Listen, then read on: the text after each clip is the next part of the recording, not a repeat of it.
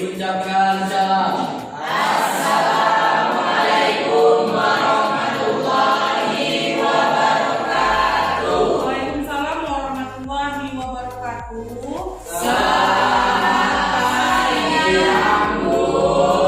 Selamat siang, selamat duduk kembali. Terima kasih, Bu. Baik, sebentar sebelum laporan, ada yang mau ngomong ini? Alvin. Iya. Sudah berapa hari nggak masuk atau baru hari ini? Kenapa? Sakit. Saya mau tanya dulu, apa kabar kita hari ini? Luar biasa. Oke, berarti masih semangat 45 ya, perjuangan. Oke, baik anak-anak, langsung saja. Pada pertemuan hari ini, seperti agenda yang sebelumnya saya sampaikan, hari ini kita akan membahas materi bab 4. Bab 4 adalah materi terakhir untuk semester ini ya, Nak. Adalah kalian akan menghadapi ulangan akhir. Jadi, materi bab 4 apa judulnya? Ada yang udah baca mungkin di rumah? Silakan yang dulu, nanti gantian ya. Oke, mungkin dari isi tadi kalian udah lihat, saya udah ada nempelkan dan mempersiapkan pembelajaran. Ternyata hari ini kita akan membahas materi mengenai produk makanan khas daerah.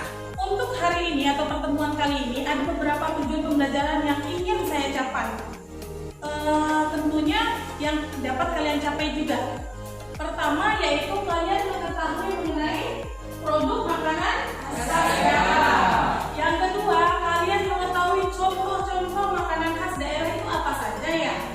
Selanjutnya, saya juga ada tujuannya lagi, bagaimana teknik pengelolaan makanan khas suatu daerah. Nanti akan saya jelaskan lebih lanjut dan di akhir kalian kita berharap semua dapat mencapai tujuan tersebut. Sampai di situ, langsung saja ya. Kita memasuki materi inti kita yaitu bab 4 wirausaha pengelolaan produk makanan khas daerah. Dari pembelajaran hari ini kita akan memahami mengenai perencanaan usaha makanan khas daerah. Makanan khas daerah itu tentunya sebelum dibuat perlu perencanaan nggak, Nak? Perlu. Perencanaan ini merupakan suatu ide usaha. Ide usaha terdiri dari dua apa? Dua faktor. Faktor apa saja? Oke, faktor internal berarti dari mana? Dari diri sendiri. Kalau eksternal dari luar. Sekarang kita menggambarkan perencanaan usaha makanan khas daerah dari faktor internal itu yang pertama yaitu pengetahuan diri. Yang kedua, yang ketiga, oke. Ini kadang-kadang wirausaha entrepreneur atau wirausaha baru nih agak lupa. Dia tidak mau belajar dari kemampuan untuk melihat dan menjadikan pengalaman. Pengalaman cuma dijadikan sebatas masa lalu, tapi tidak mau dijadikan bahan pembelajaran. Jadi kita belajar tuh dari pengalaman. Jadi jangan mengulangi kesalahan yang sama. Selanjutnya apa lagi? Faktor eksternal ada 4 juga. Yang pertama apa? Masalah yang dihadapi dan belum dipecahkan. Itu jadi masalah nggak? Oke, yang kedua. Kadang entrepreneur ini mengalami kesulitan sebelum melakukan usaha. Dia biasanya cenderung mengurungkan niat untuk melakukan ide usaha. Kenapa? Karena ada kesulitan yang dihadapi dalam kehidupan sehari-hari. Baik internalnya di keluarga, misal, wah anak saya lagi punya masalah atau istri saya sedang sakit, itu kan masalah eksternal, tapi dikaitkan dengan masalah kewirausahaan. Jadi seorang entrepreneur muda seperti kalian nantinya tidak berani untuk mengambil peluang usaha sumber resiko. Selanjutnya, materi selanjutnya yaitu resiko usaha. Tahu resiko? Pernah dengar apa itu resiko? Pernah ya? Jadi resiko adalah kegagalan atau ketidakberhasilan dalam menangkap peluang. Tapi ingat, kegagalan itu jangan dijadikan nilai ukur. Wah, saya tidak bisa. Wah, kalau saya gagal ini saya tidak berani coba lagi. Wirausaha sejati harus percaya diri.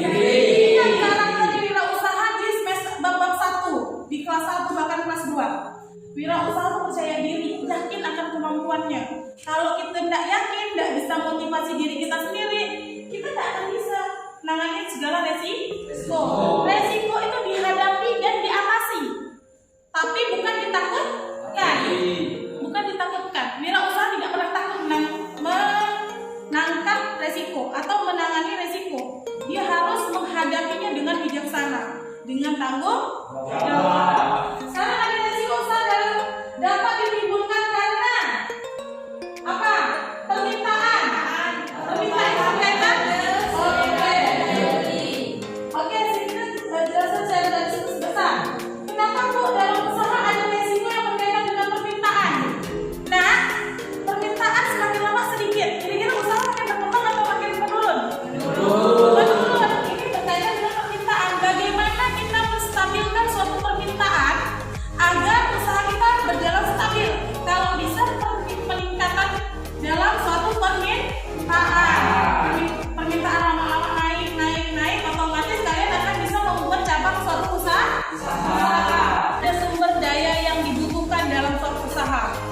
Sumber daya itu berkaitan dari tentang M. Ayo yang pintar bahasa Inggrisnya. Abang. Satu. Men. Apa itu men? Oke. Gantian mungkin ada yang dua. Mani apa tuh Mani? Oh pasti tahu dia kali tak jajan. Abang. Material. Apa itu material? Bahan yang dibutuhkan. Ada lagi? Oke. Mohon maaf Reza, apa? Apa itu? Perawatan. Ada lagi? Silakan Kak Helan. Method. Apa itu method? Cara kerja, bagaimana mengerjakan. Oke. Market. Apa itu market? Pasar. Sampai ke pasar, bagaimana kita mempromosikan dan menjual barang-barang yang kita hasilkan. Sampai di sini terlalu cepat atau bisa dipahami? Bisa dipahami. Kalian sudah mengerti tentang materi-materi ini? Sudah. Kita lanjut ya. Penerapan sistem produk makanan khas daerah berdasarkan daya dukung daerah. Kita akan nyebrang ke provinsi-provinsi di luar Kalimantan kali ini. Pengertian makanan khas. Ada yang bisa? Ada yang di awal pembelajaran sudah ada yang bisa mendefinisikan makanan khas daerah itu apa? Siapa yang bisa? Diulang lagi silakan. Makanan yang dimiliki daerah tersebut. Yang dimiliki oleh daerah tersebut. Reza mungkin? Apa itu makanan khas suatu daerah? Sama. Kakak silakan. Makanan khas daerah adalah makanan yang sering atau bisa dikonsumsi di suatu daerah. Biasa dikonsumsi suatu daerah. Ada lagi yang menambahkan Siti di sini? Belum ada suaranya sepertinya. Ayo, ada yang mau jawab? Atau satu orang bantu bacakan? Fitri deh. Pengertian makanan khas daerah adalah Makanan yang bisa dikonsumsi di suatu daerah yang menjadi suatu ciri khas daerah tersebut. Makanan ini tentunya biasanya sumber daya alamnya melimpah. Misalnya sumber daya sayur-sayuran di suatu daerah melimpah. Jadi daerah A identik dengan makanan yang berkaitan dengan sayur-sayuran. Atau di daerah B cabai-cabai itu melimpah, banyak sekali cabai di sana. Bahkan di sana semua petani cabai. Jadi rata-rata masyarakatnya suku pedas. Kenapa? Karena faktor lingkungan. Selanjutnya,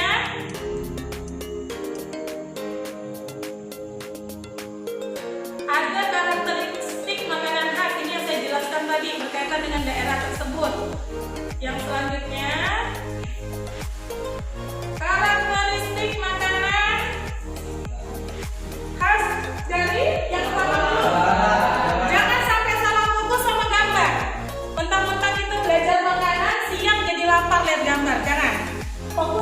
jurusan sebelah.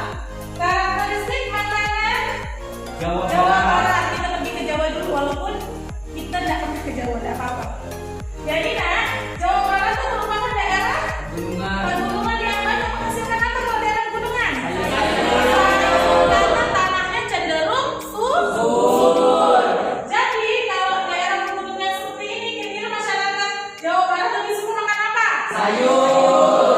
Kenapa? Karena kondisi alamnya sangat mendukung, banyak sekali sayuran di sana. Tidak mungkin kan lauknya ikan salmon dan sebagainya, sedangkan salmon saja tak pernah dilihat. Otomatis makanan khasnya tentulah yang berkaitan dengan sayuran. Masyarakat akan melakukan inovasi dan kreasi bagaimana mengolah sayur itu agar mereka tidak jenuh. Disitulah kita sebagai wirausaha untuk berpikir, wah berarti ini kesempatan saya untuk membuat suatu olahan yang mungkin bisa dijual dan disenangi oleh masyarakat. Kita harus berpikir seperti itu. Contoh dari makanan khas Jawa Barat apa saja nih? Ada yang bisa sebutkan nggak? Apa tuh? Dari gambar pun masih tidak terbaca. Apa? Ada kecel, gado-gado, bakso Melayu kita di sini. Apa lagi? Sayuran yang banyak lalapannya.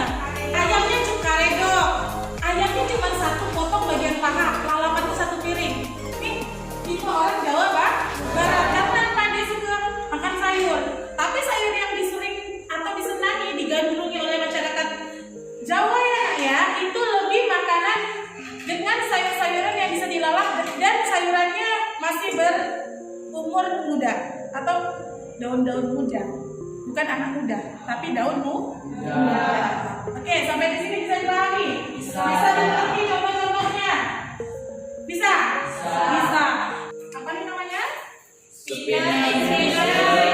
Karena ini multifungsi, kali ini untuk menentukan tugas kelompok. Silakan sekarang kalian dapat menentukan apa? Ini panahnya, Zong. Boleh ulang sekali lagi. Zong kedua kali terakhir. 6. Kita lihat 6. Kamu dapat ini, silahkan tempel di bagian yang saya minta. Ada di kertas kerja. Selanjutnya mau berdua silakan. Ya. Ayo, 2, 4. Silahkan ditempel di bagiannya. Kelompok 3. Lalu saja. Sekali lagi yang belum beruntung, kalau Anda tidak dapat materi ini 5. Oke, terakhir kelompok 4. Oke, sekali lagi. Ya Allah, kayaknya kurang meragukan. 6. Bukan Marino.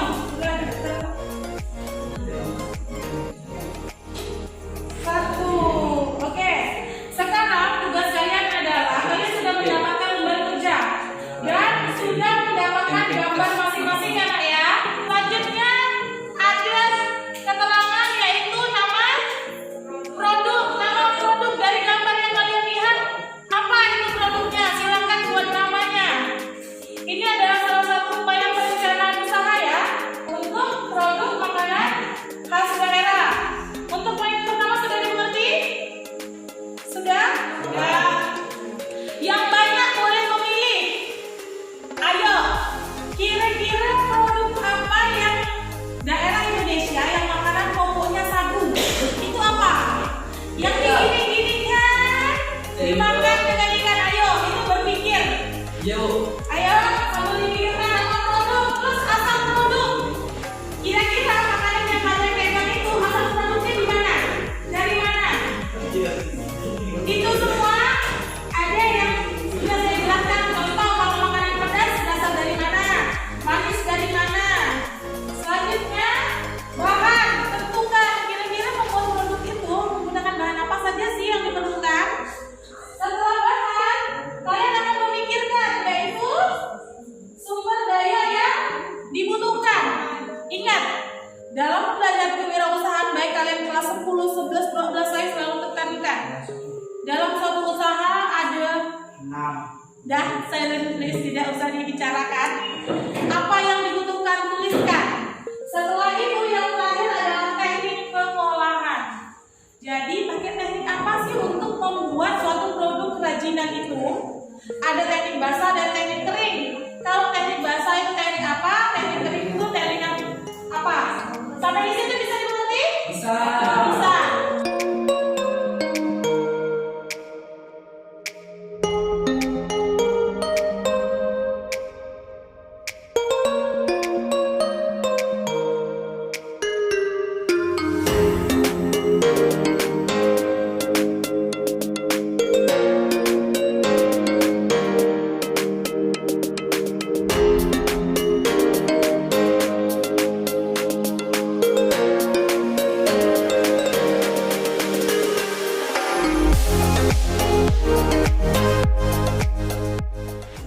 Oke, kelompok ini sudah, silakan kumpulkan. Coba saya mau dengar penjelasan sedikit dari kelompok. Iya, nggak apa-apa. Jadi apa nih? Makanannya bubur pedas, terus asal tambah sayur matang depan, sayur pakis, sayur lainnya. Oke, sumber daya yang dibutuhkan 6M ya, yang berkurang untuk teknik olah, teknik basah. Tambah lagi teknik basah diapakan? Kukus, rebus atau apa? Bubur diapain? Dikukus atau direbus? Silakan, perbaikan dulu. Ini kemudian gado. Oke, sip, saya terima ya, selesai. Oke, untuk kelompok 2 berhasil sudah menyelesaikan materi yang perlu direvisi. Ini sudah ditambah. Oke, saya terima kasih banyak. Masih? Yang masih? Sudah? Tunggu kelompok. Oh ya, jangan dulu. Apa yang di sana sudah? Oke, lanjut sudah.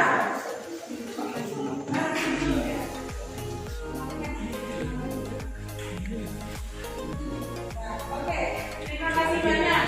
Baik anak-anak, untuk kerjaan kelompok kita selesai dan alhamdulillah semua kelompok sudah dapat mengerjakan tugas ini dengan baik sesuai dengan contoh yang kita letakkan di papan tulis. Apa sudah kita semua?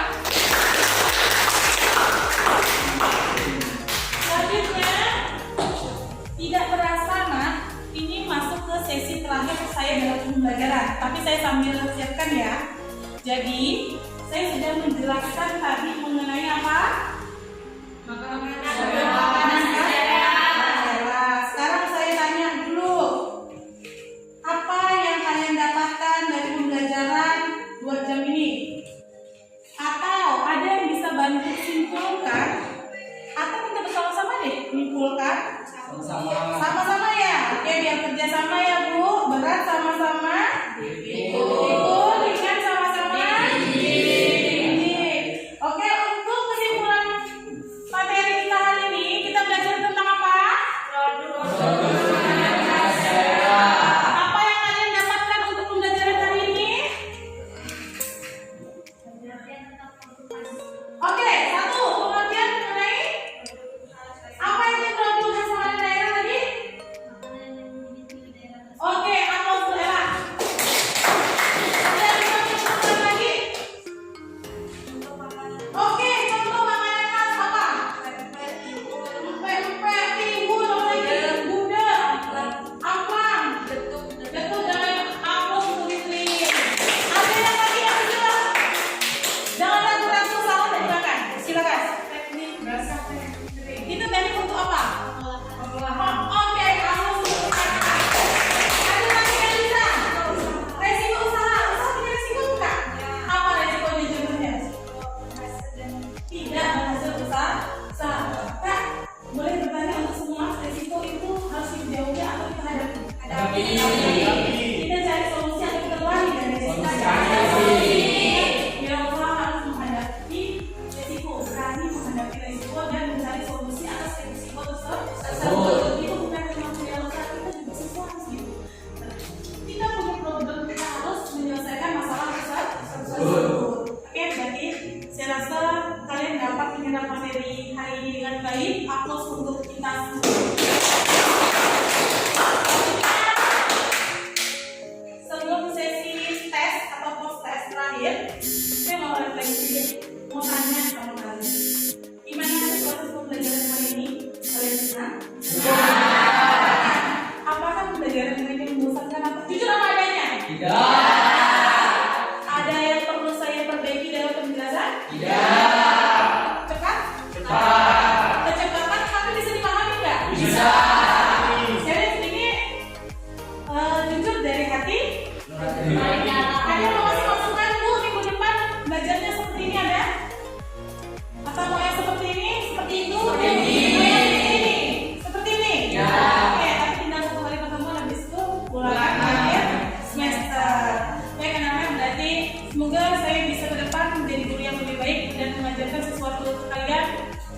mudah dipahami dan tidak membingungkan siswa. Terakhir, mohon maaf saya memberikan proses untuk kalian untuk mengukur pengetahuan kalian juga. Ini ada soal, silahkan dikerjakan. Satu soal di dua, satu 55. Oke, 55. Kerjakan di kertas lembar boleh. Silahkan kerjakan di kertas lembar dan dikumpulkan. Baca soalnya dan kerjakan. Yang belum digunting, mohon maaf saya sambil gunting juga boleh, diguntingkan juga boleh. Maaf ya, silakan dikerjakan dengan baik. Kali ini saya minta kalian mengerjakan proses tidak melihat teman, tidak berdiskusi dan yakin sama kemampuan sendiri.